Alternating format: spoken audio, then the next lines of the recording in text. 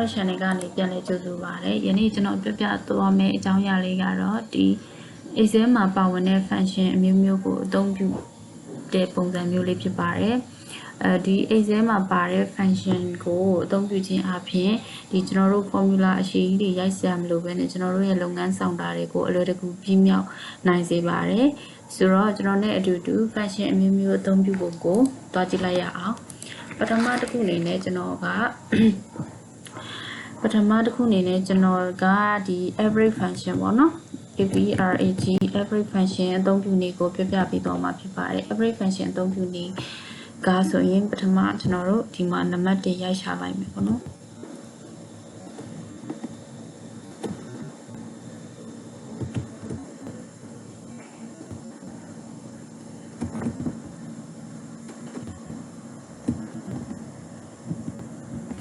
ဆိုတော့ဒီ range တွေအားလုံးထဲမှာကျွန်တော်တို့ကဒီ range တွေအားလုံးရဲ့ဒီ average ရှိတဲ့ကဏ္ဍကိုကျွန်တော်တို့ကခြာချင်တာဖြစ်တဲ့အတွက်ကြောင့်မို့ကျွန်တော်တို့ကအခု average ကဏ္ဍကိုခြာချင်တာဖြစ်တဲ့အတွက်ကြောင့်မို့ကျွန်တော်တို့ခြာချင်တဲ့ဒီကိုယ့်ရဲ့ဒီ cell ကို select မှတ်မယ်ပြီးတဲ့အခါမှာကျွန်တော်တို့မြင်များချင်းထည့်ပြီးတဲ့အခါမှာကျွန်တော်တို့ function ခေါ်လိုက်မယ်ပေါ့နော်ဆိုတော့ average function ကိုခေါ်လိုက်ပါမယ်ဒီ average function ကိုခေါ်လိုက်မယ်ဆိုရင်ဒီမှာသူက average လို့ပေါ်လာပြီဆိုရင်ကျွန်တော်တို့ average လို့ကို double click နှိပ်လိုက်တဲ့အခါမှာသူက number 1 number 2လို့ပြောထားတယ်ဆိုတော့ကျွန်တော်တို့ကဒီမှာ range တွေအများကြီးရှိတဲ့အတွက်ကျွန်တော်ဒီ range အားလုံးကို select မှတ်လိုက်မယ်ဒီ range အားလုံးတွေအကုန်လုံးရဲ့ average ကိုကျွန်တော်တို့ကသိချင်တာဖြစ်တဲ့အတွက်ကြောင့်မို့ကျွန်တော်တို့က select မှတ်ပြီးတော့ရွေးချယ်လိုက်မယ် okay ဆိုတော့ဒီမှာကဒီ range အားလုံးရဲ့ average number ကaverage က54ပေါ့နော်ဆိုတော့နောက်တစ်ခု average ဆိုတော့ကျွန်တော်တို့က number 1 number 2ပေါ့နော် number 1 number 2မှာကျွန်တော်တို့က120 150 နော်200ဒီလိုပုံစံမျိုးတွားပြီးတော့အသုံးပြုလဲရတယ်ဆိုတော့ဒီကဏ္ဍတွေအားလုံးရဲ့ average တန်ဖိုးက166လို့ဆိုတော့ပြတယ်ဒါကတော့ average function အသုံးပြုနည်းပေါ့နော်နောက်တစ်ခုကကြတော့ကျွန်တော်တို့ sum function ကိုအသုံးပြုမှာပေါ့နော် sum function အသုံးပြုတဲ့အခါနံပါတ်2အနေနဲ့ကျွန်တော်တို့ sum function အသုံးပြုမယ် sum function အသုံးပြုရင်ကျွန်တော်တို့ကဒီမှာကိုလိုချင်တဲ့10နေရာကို split ထောက်မယ်မြင်ချင်းကျွန်တော်တို့က sum ဆိုပြီးတော့ function ခေါ်လိုက်မယ်ပြီးတော့ကျွန်တော်တို့ sum ဆိုတဲ့ function ပေါ်လာပြီဆိုဒီကောင်လေးကိုကျွန်တော်တို့ double click နှိပ်ပြီးတဲ့အခါမှာကျွန်တော်တို့လိုချင်တဲ့ range အားလုံးကို select မှတ်ပြီး win page okay ဆိုတော့ဒီကောင်က486ဒီ range တွေအားလုံးပေါင်းခြင်းက486ဖြစ်တယ်ပေါ့နော်ဆိုတော့စောနလိုပဲကျွန်တော်တို့ဒီကဏ္ဍတွေရိုက်ထားတာမပေါ်ခြင်းပဲနဲ့ကျွန်တော်တို့သိချင်တဲ့ကဏ္ဍတွေရဲ့စမ်းပေါင်းလက်ကိုသိချင်တယ်ဆိုရင်စမ်းကို fan function ခေါ်လိုက်ပါပြီးတဲ့အခါမှာ double click နှိပ်မယ်ပြီးတော့120 34 88 89 90 33 56ဆိုတော့ဒီကဏ္ဍအားလုံးတွေရဲ့အပေါင်းလက်ကိုသိချင်ကျွန်တော်တို့ဒီလိုနှိပ်လဲအသုံးပြုလို့ရတယ်ပေါ့နော်ဒီကဏ္ဍအားလုံးရဲ့အပေါင်းလက်က900ပေါ့နော်ဒါကတော့ sum function အသုံးပြုနည်းနောက်တစ်ခုကနံပါတ်3အနေနဲ့ကြတော့နံပါတ်3 function အနေနဲ့ကျွန်တော်ပြပြပေးခြင်းတဲ့ function ကတော့ကျွန်တော်တို့ minimum function ပေါ့နော် minimum function ဆိုတော့ကျွန်တော်တို့ဒီကဏ္ဍအားလုံးတွေထဲမှာကျွန်တော်တို့ကအနည်းဆုံးကဏ္ဍကိုရှာမှာပေါ့နော်ဆိုတော့ကဏ္ဍအားလုံးတွေမှာအနည်းဆုံးကဏ္ဍကိုရှာချင်တာဖြစ်တဲ့အတွက်ကြောင့်မို့ကျွန်တော်တို့ကမြင်များခြင်း minimum ဆိုတဲ့ function လေးကိုနှိပ်လိုက်မယ်ဆိုရင် minimum လို့ပေါ်လာမယ်ဆိုတော့ကျွန်တော်တို့ minimum ဆိုတဲ့ function လေးကို double click ဝင်လိုက်ပြီးတော့ဒီ range ကဏ္ဍအားလုံးတွေရဲ့ကဏ္ဍအနည်းဆုံးကိုသိချင်တာဖြစ်တဲ့အတွက်ကျွန်တော်တို့ကဒီ range အားလုံးကိုကျွန်တော်တို့က select မှတ်လိုက်မယ်ပြီးတော့ win page okay ဆိုတော့ဒီမှာကဒီကဏ္ဍတွေအားလုံးထဲမှာအနည်းဆုံးကဏ္ဍတန်ဖိုးက22ဖြစ်ပါတယ်ပေါ့နော်ဆိုတော့သူကအဲ့လိုပြောပြပေးတယ်နောက်တစ်ခုကျွန်တော်နံပါတ်4 function အနေနဲ့အသုံးပြုချင်တာတော့ maximum function လဲဆိုတော့ဒီတိုင်းပဲဆိုတော့ကျွန်တော်တို့လိုချင်တဲ့ ဆဲကွာမှာကလစ်ထောင်မယ်ပြီးတော့မြင်များချင်း maximum လို့နှိပ်လိုက်မယ်ပြီးတော့ maximum ကိုတစ်ပဲကလေးဝင်မယ်ကိုလိုချင်တဲ့ rate ဆဲတွေအားလုံးထဲမှာ maximum အများဆုံးကိုသိချင်တာဖြစ်တဲ့အတွက်ကျွန်တော်တို့ကအပေါ်ကနေပြီးတော့ဟိုဆွဲ drag လေးဆွဲချလိုက်မယ်ပြီးတော့ queen စာ okay အဲ့တော့ဒီကဏ္ဍတွေအားလုံးထဲမှာအများဆုံးတန်ဖိုးကဒီပေါ့နော်နံပါတ်90ဖြစ်ပါတယ်ဆိုသူကဒီမှာတိုက်ရိုက်တွက်ပြပေးသွားတာဖြစ်ပါတယ်ဒီ AC ကနေပြီးတော့တွက်ပြပေးသွားတာဖြစ်တယ်ဆိုတော့ဒီ function တွေကိုအသုံးပြုခြင်းအပြင်ကျွန်တော်တို့ရဲ့ဒီfunction အရှိကြီးတွေရိုက်စရာမလိုဘဲနဲ့ကျွန်တော်တို့ဒီမှာလုပ်ငန်းဆောင်တာတွေကိုအလွယ်တကူပြီးမြောက်စေတဲ့ပုံစံမျိုးလေးပေါ့နော်ဆိုတော့နောက်တစ်ခုအနေနဲ့ကကျွန်တော်ပြပြချင်တာကတော့product ပေါ့နော် product function product ကကျွန်တော်တို့ကဏ္ဍတွေကိုမြောက်တာပေါ့နော်ကဏ္ဍတွေကိုမြောက်တယ်ဒီကျွန်တော်တို့ကဒီ Excel မှာဆိုရင် sheet 8နဲ့ဒီမြောက်နေစရာမလိုပဲကျွန်တော်တို့ function ကိုဒီမြင်များခြင်း function ရိုက်ချလိုက်တာနဲ့ကျွန်တော်တို့ဒီကဏ္ဍတွေကိုအတူမြောက်ပြီးသားဖြစ်တဲ့ပုံစံမျိုးလေးဖြစ်တယ်ဆိုတော့23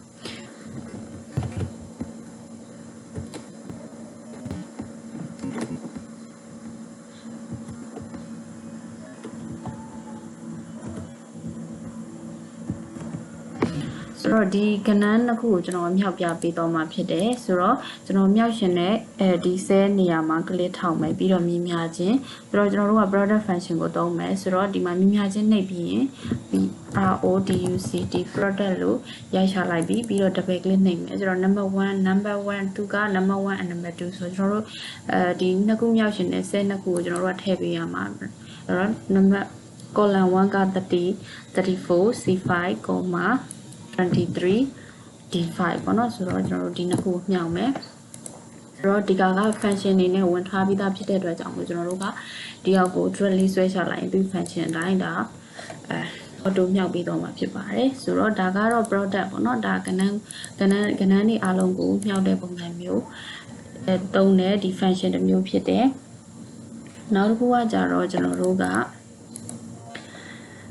နောက်တစ်ခုကကြာကျွန်တော်တို့နောက် function တစ်ခုကကြာတော့ကျွန်တော်တို့ဒီမှာကဒီမနော် power ပေါ့နော်ကဏ္ဍတွေကို power တင်မယ်ကဏ္ဍတွေ power တင်တဲ့အခါမှာကျွန်တော်တို့ကဥပမာဒီကျွန်တော်တို့power တင်ချင်တာပေါ့နော်4နှစ်ထပ်ဂိမ်းတို့3နှစ်ထပ်ဂိမ်းတို့ကိုတင်ချင်တဲ့နှစ်ထပ်ဂိမ်းရင်းတွေကို power တင်ချင်တဲ့ပုံစံမျိုးဆိုရင်ဒီ function လေးနဲ့ဒီ formula လေးနဲ့အသုံးပြုပြီးတော့အသုံးပြုလို့ရပါတယ်ဆိုတော့ကျွန်တော်ဒီ power က power တင်တဲ့နေရာကို set ကလစ်ထောက်လိုက်မယ်ပြီးတော့မြည်များခြင်း POW က power function ကိုခေါ်လိုက်မယ်ပြီးတော့ double click နှိပ်ပြီးခါမှာကို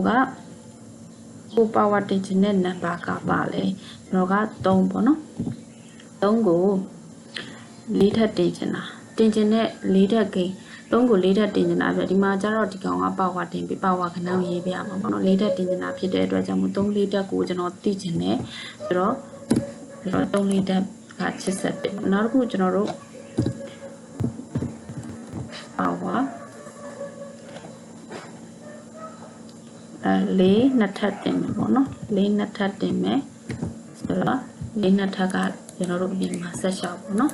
ဆိုတော့ဒီလိုပါတာကျတော့ဒါ power တင်တဲ့ function ပုံစံမျိုးလေးနောက်တစ်ခုကကျတော့ကျွန်တော်တို့ဒီ date တွေပါအလွယ်တကူသုံးပြလို့ရတယ်ပေါ့နော် date တွေတက်တဲ့ပုံစံမျိုးလေးဆိုတော့ date function ပေါ့နော် date function ကိုသုံးပြမြကြမြင်များခြင်းကျွန်တော်တို့ date function ကိုခေါ်လိုက်မယ် date နော်ဒီမှာက year လို့ပေါ်တယ်အခု2022ဒီမန်က8လဆိုတော့လေဒါတော့အိတ်တက်တယ်ပေါ့ဆိုတော့ကျွန်တော်တို့အခုဒီ function ကတော့ today function သွားမယ်ပေါ့နော်ယခုလက်ရှိရောက်နေတဲ့ဒီနေ့ကိုသိချင်တာဖြစ်တဲ့အတွက်ကြောင့်လို့မြင်များခြင်းကျွန်တော်တို့ today လို့ခေါ်လိုက်မယ်ပြီးတဲ့အခါမှာကျွန်တော်တို့ဝင်စားကွန်ပိတ်မိတ်လိုက်ရင်ကျွန်တော်တို့ဒီလက်ရှိရောက်နေတဲ့ဒီ date ကိုသူကပြပေးသွားမှာဖြစ်ပါတယ်ဆိုတော့ဒီ date ပုံစံကိုကျွန်တော်တို့က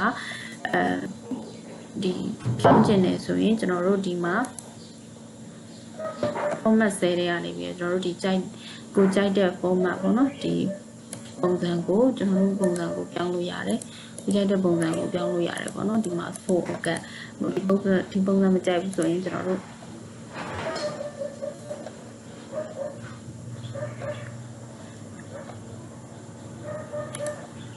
ဒီပုံစံပဲထားလိုက်မယ်ဆိုတော့နောက်တစ်ခုကကြတော့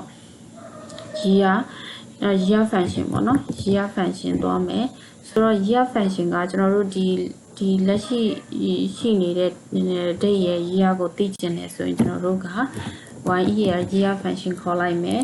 ပြီးတဲ့အခါမှာဒီ today function တွေက year ကိုသိချင်တာဖြစ်တဲ့အတွက်မှာကျွန်တော်တို့ဒီမှာနေလိုက်တဲ့အခါမှာဒီမှာ2020နှစ်ဆို year တစ်ခုတည်းကိုသူကဖော်ပြပေးတော့မှာဖြစ်ပါတယ်နောက်တစ်ခုကကျွန်တော်တို့ month function ဆိုလဲဒီလိုပဲမြများချင်းအမွန် th month လို့ function ခေါ်လိုက်မယ်ပြီးတော့ double click နှိပ်ပြီးတော့ကျွန်တော်တို့ဒီလက်ရှိရောက်နေတဲ့ date ထဲကနေကျွန်တော်တို့ month တစ်ခုတည်းပဲဆွဲထုတ်ချင်တာဖြစ်တဲ့အတွက်ကြောင့်ကျွန်တော်တို့ဒီဥစ္စာလေးကို select မှတ်လိုက်မယ်ဆိုတော့ဒီမှာချစ်လာပေါ့ဒီကောင်က2020နှစ်ဆိုတော့ဒါကတော့ဒီ date function တွေအားလုံးသုံးပြတဲ့ဒီ function သုံးပြပုံမျိုးဖြစ်ပါတယ်ဆိုတော့နောက်တစ်ခုကကျွန်တော်တို့ round function ပေါ့နော် round function ကကျွန်တော်တို့ဒီကိန်းကဏ္ဍတွေတွက်တဲ့အခါမှာဒသမဖြတ်တဲ့ပုံစံမျိုးပေါ့နော်ဒသမဖြတ်တဲ့ပုံစံမျိုးဆိုတော့ကျွန်တော်တို့ကဥပမာဒသမကနှလုံးဖြတ်ရှင်လားဒသမနောက်ကသုံးလုံးဖြတ်ရှင်လားလေးလုံးဖြတ်ရှင်လားဒသမပါတဲ့ကိန်းကဏ္ဍတွေကိုဒသမဖြတ်ပေးတဲ့ပုံစံမျိုးဖြစ်ပါတယ်ဆိုတော့ကျွန်တော်တို့ဒီမှာမြင်ချင်း round function ခေါ်လိုက်မယ် round ဆိုတော့ number ကကျွန်တော်တို့5.6666ပေါ့နော်ဒီဒသမလေးလုံးရှိတဲ့ကဏ္ဍကိုကျွန်တော်တို့ကဒသမနှလုံးပဲဖြတ်မှာနှလုံးပဲဖြတ်မှာဆိုနောက်က number digit ကကျွန်တော်တို့နေရာဖြစ်တဲ့အတွက်နှလုံးပဲဖြတ်တဲ့အခါမှာဒီ 5.67 အနေနဲ့ပြရတယ်နောက်တစ်ခုကျွန်တော်လုပ်ကြည့်မယ် round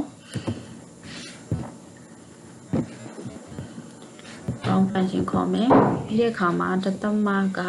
မာ 4.5666ပေါ့နော်ဒါကျွန်တော်တို့ကဒသမ3နေရာဖြတ်ပေါ့နော်ဒသမ3နေရာဖြတ်တဲ့အခါမှာ3နေရာ 4.567 ဒါတော့ဒသမဖြတ်တဲ့ပုံစံမျိုးလေးဖြစ်ပါတယ်နောက်တစ်ခုကကျွန်တော်တို့ mode function အသုံးပြုမယ်ဆိုရင်ဒါကဒီအကျွင်းဘယ်လောက်ကြံလဲပေါ့နော်ကျွန်တော်တို့စားလိုက်တဲ့အခါမှာအကျွင်းလက်ရှိအကျွင်းကိုသိချင်တယ်ဆိုရင်ကျွန်တော်တို့ mode function ကိုအသုံးပြုတယ်အမို့ဒီ mode လို့ရိုက်ရှာလိုက်မယ်ပြီးတော့ number 34ကိုကျွန်တော်တို့ကဘာနဲ့စားမှာလဲတစ်ပိုက်စားအစားကိန်းကဘာလဲ34ကို9နဲ့စားမယ်ဆိုရင်ဒီကအကျွင်းကြံတဲ့ကဏ္ဍပေါ့နော်ဒါကတော့အကျွင်းကြံတဲ့ကဏ္ဍဆိုတော့4လို့ပြရတယ်နောက်တစ်ခုအဲ့လိုပေါ့ဒါကတော့ mode function အသုံးပြုနည်းဖြစ်တယ်နောက်တစ်ခုကဒီ count function ပေါ့နော် count function အသုံးပြုမယ်ဆိုရင်ကျွန်တော်တို့ကဒီမှာပေါ့နော်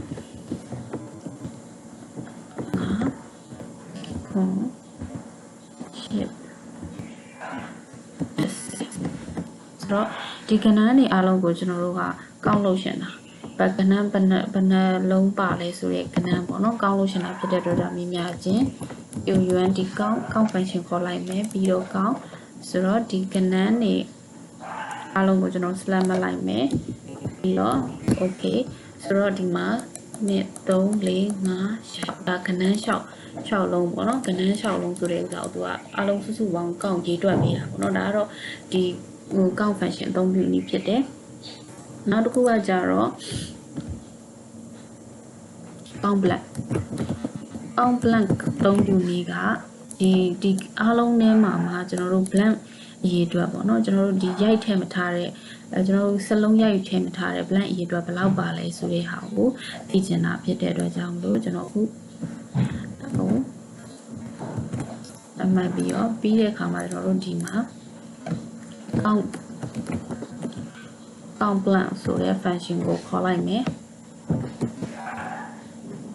count blank ဆိုတဲ့ function ခေါ်လိုက်တဲ့အခါမှာကျွန်တော်တို့ဒီမှာ blank အကုန်လုံးပါတဲ့ဒီ blank 3ခုပါတဲ့ blank 4ခုပေါ့နော် blank 4ခုပါတဲ့10ခုအထိကျွန်တော်တို့ select လိုက်မယ်ပြီးတဲ့အခါမှာconvey okay blank က blank 9ခုဒီမှာ1ခု2ခု3ခု4ခု5ခု6ခု9ခုကျွန်တော်ကဒီဆဲဒီစလမတ်တိုက်တော့ blank ကကျွန်တော်တို့စာမရိုက်ထားတဲ့ blank ကွက်ရေးတော့က9ခုလို့သူကပြတယ်နောက်တစ်ခုက concatenate ပေါ့နော် concatenate function ပေါ့နော်ဆိုတော့ concatenate function ကကျွန်တော်တို့ဒီ cell တွေ column တွေကိုပေါင်းပေးတာပေါ့နော် column တစ်ခုပေါင်းပေးတဲ့နာမည်တွေပေါ့ဥပမာပေါ့နော်ဒီမှာက first name နောက်တစ်ခုက last name ဒီမှာ first name ကကျွန်တော်ထားပါတော့ဖြူ Windsor ကိုနောက်တစ်ခုကကျော်ဝင်းနောက်တစ်ခုက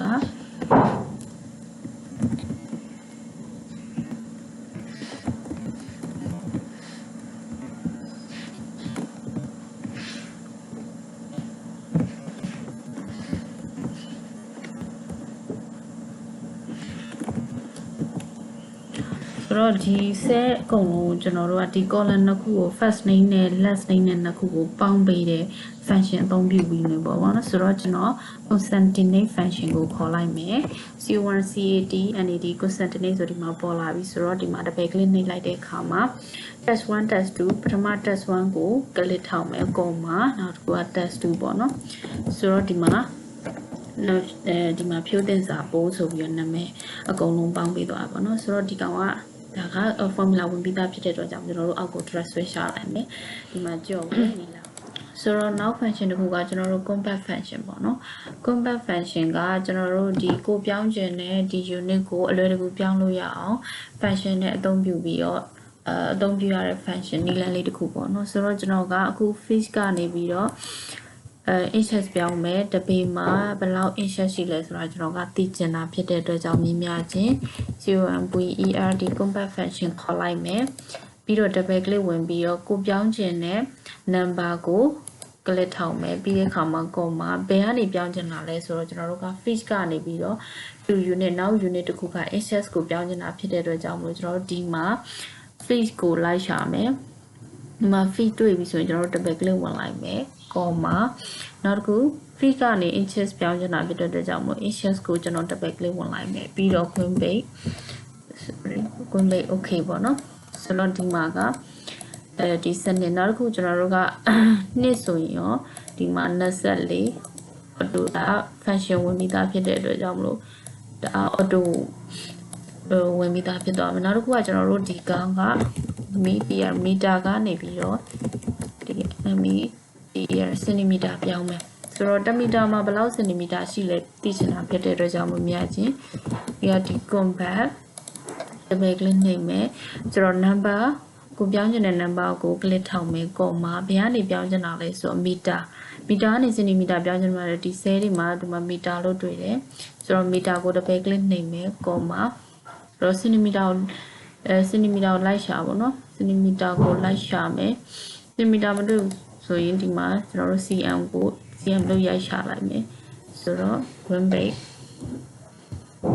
ဆိုတော့1မီတာမှာ100စင်တီမီတာပေါ့နော်ဆိုတော့2မီတာဆိုရင်ဘယ်လောက်လဲ2မီတာဆိုရင်ဆိုတော့ဒါကတော့ compact အသုံးပြုပုံဒီ function လေးဖြစ်ပါတယ်ဆိုတော့အားလုံးပဲဒီကျွန်တော်ရဲ့ဒီ function အသုံးပြုမှုပုံလေးကိုရရှိမယ်လို့မျှော်လင့်ပါတယ်ကျွန်တော်ရဲ့ဗီဒီယိုကနေလည်းဘူတုဒဒီရရှိမယ်လို့လည်းမျှော်လင့်ပါတယ်ဆိုတော့ကျွန်တော်နောက်ထပ်ဗီဒီယိုတွေမှာလည်း fashion တွေအသုံးပြုပုံကိုဆက်လက်တင်ပြပေးသွားမှာဖြစ်တဲ့အတွက်ကြောင့်မလို့ကျွန်တော်ရဲ့ဗီဒီယိုလေးကိုကြိုက်နေတတ်တယ်ဆိုရင် like and subscribe လေးလုပ်ခဲ့ကြပါအောင်အားလုံးပဲကျေးဇူးတင်ပါတယ်နောက်ဗီဒီယိုတွေမှာဆက်လက်တွေ့ပါဦးမယ်